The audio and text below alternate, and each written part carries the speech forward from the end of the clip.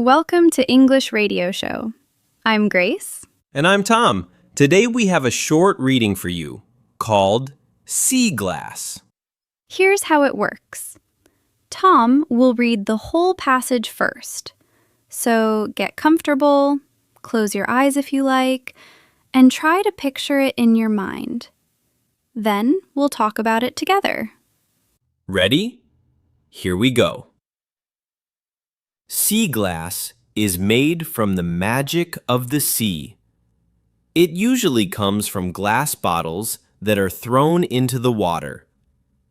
Each piece of sea glass looks different, and sea glass is often seen on art pieces. Here is how sea glass is born. Glass bottles are thrown as garbage into the sea. When these bottles ride the waves of the sea, they hit each other or other garbage in the sea and break into small pieces of glass. Pieces of glass are pushed by seawater and move along the sea floor. The sharp pieces slowly become rounder and rounder. After tens or hundreds of years in the sea, the pieces of glass grow an ice-like white color on the outside and become sea glass. Sea glass is finally pushed up to the beach. Artists collect pieces of sea glass and put them into their works. However, people now seldom use glass to make bottles and bowls. Paper bowls and cups have become more popular these days.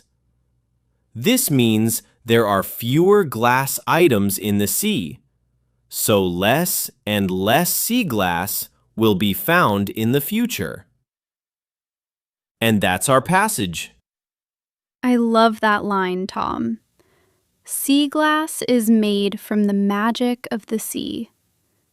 Garbage, turning into something beautiful. It really is amazing. But before we get carried away, here's the important part. Most sea glass comes from long, long ago, before people understood how much garbage hurts the ocean. The sea is not a magic trash can. Right. We should never throw garbage into the sea. The sea cleaned up an old mistake. It doesn't mean we get to make new ones. Exactly.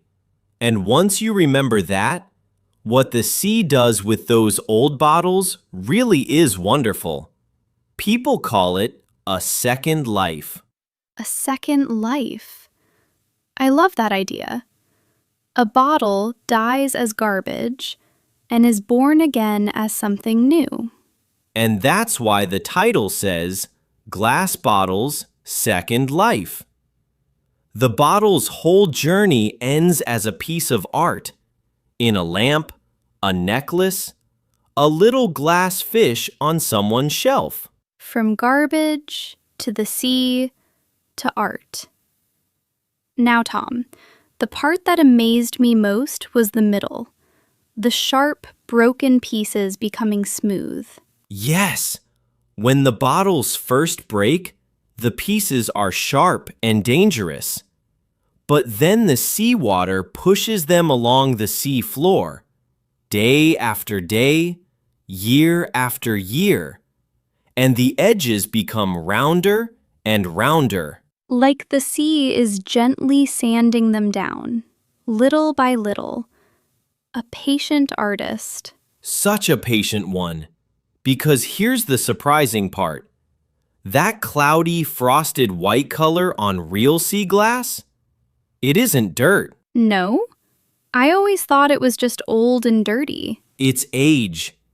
The glass only grows that ice-like white skin after tens or even hundreds of years in the ocean. Hundreds of years.